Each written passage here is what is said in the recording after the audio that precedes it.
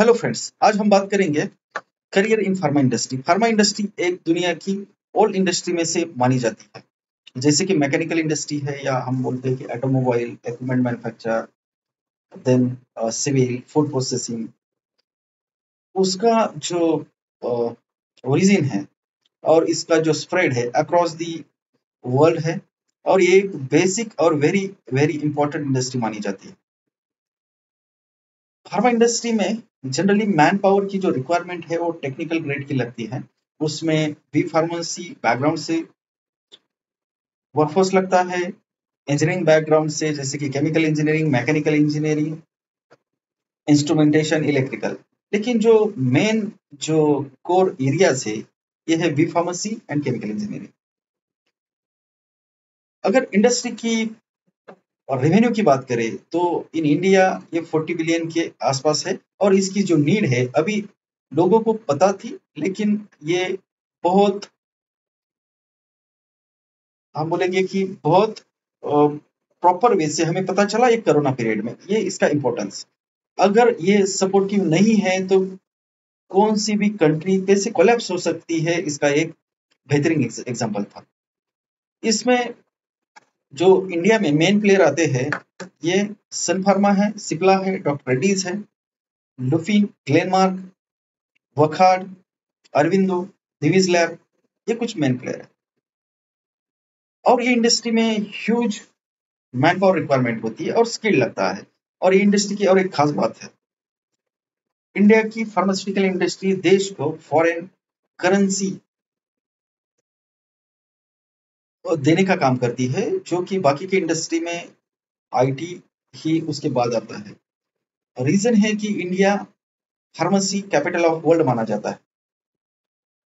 इसमें बहुत सी international players भी है, जैसे कि फाइजर है, सैनोपी है, बाद में एस्ट्राजेनेका है, जीएसके है यानी ग्लाक्सोस्मिथक्लाइन।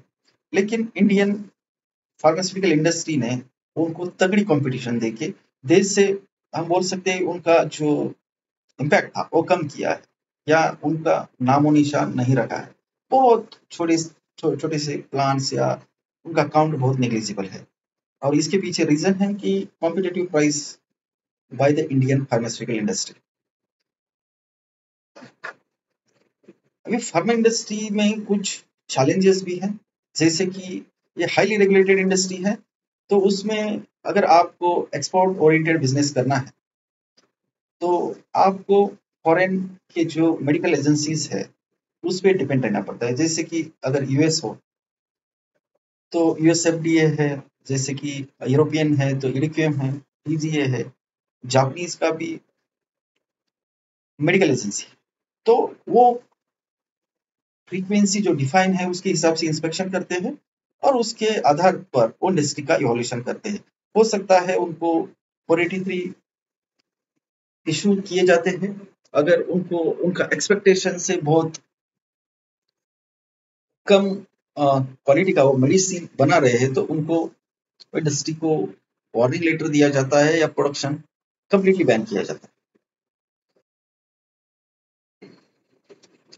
तो इसमें और कुछ जो बातें हैं जो आपको समझनी चाहिए, वो कि इसमें काम करते समय आपको ढिलाई नहीं चलती है, हाईली रेगुलेटेड, और आपको डेडिकेटेड वे से काम करना पड़ता है, एफर्ट्स देने पड़ते हैं।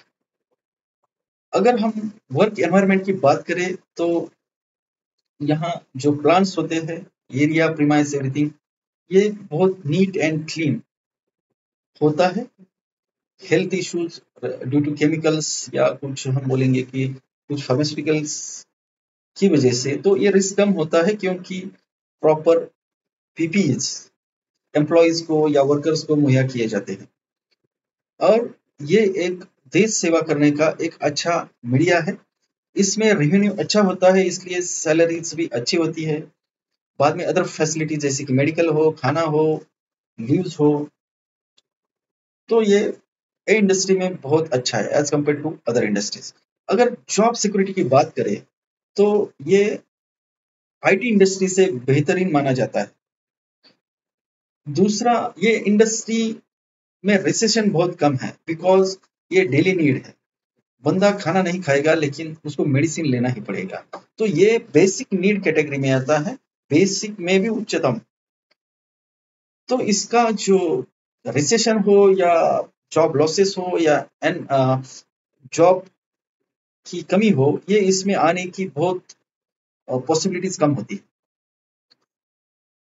और दूसरी अगर बात करें क्वालिफिकेशन की, तो यहाँ आपका बेसिक डिग्री सफिशिएंट होता है, लेकिन एटलीस्ट आप केमिकल इंजीनियर हो या कोई भी इंजीनियरिंग स्ट्रीम के बंदे हो, बीएससी या डिप्लोमा, इसमें अपॉर्चुनिटीज है, लेकिन फ्यूचर में इनको जॉब मिलने में या करियर ग्रोथ में दिक्कत आ सकती है।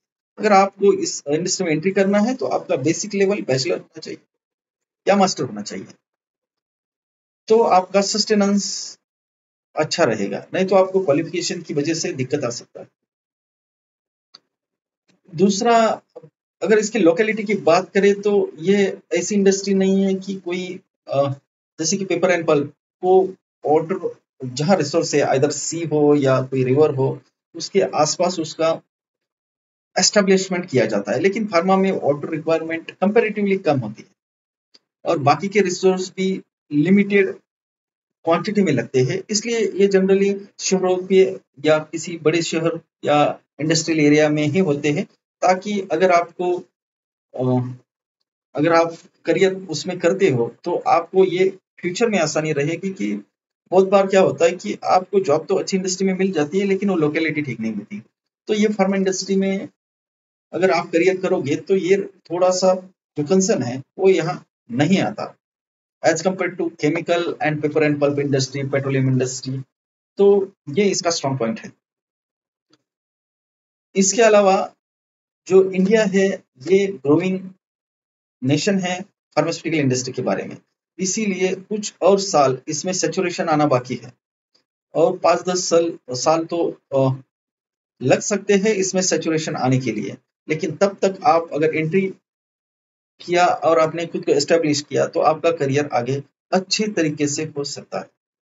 अभी फार्मास्यूटिकल इंडस्ट्री की जो कन्वेंशनल वे ऑफ वर्किंग है, इससे उसमें इम्प्रोवाइजेशन कर रही है, ऑटोमेशन की तरफ बढ़ रही है, तो ये भी आपके लिए फ्यूचर में अच्छा होने वाला है कि वर्क प्लेस एनवायरमेंट और भी आसान और अच्छा होने की गुंजाइश है। तो ये कुछ बेसिक पॉइंट थे फार्मास्यूटिकल इंडस्ट्री में अगर आपको करियर करना है तो इसका इंसाइट आपको पता होना चाहिए, इसलिए ये कुछ पॉइंट्स आपको हेल्प कर सकते हैं आपका डिसीजन मेकिंग करने में या आपको इंडस्ट्री चूज करने में। तो ये कुछ शॉर्ट में मैंने आपको बताया फार्मास्यूटिकल इंडस्ट्री के बारे में।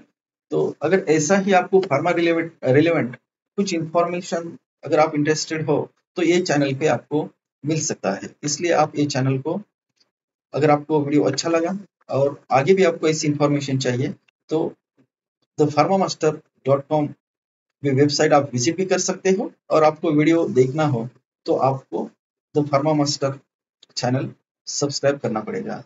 तो मैं आपको रिक्वेस्ट करता हूँ, अगर आपको वीडियो ऐसे देखने हैं तो आप द फार्मा मास्टर.com को विजिट कीजिए और द फार्मा मास्टर चैनल को सब्सक्राइब कीजिए।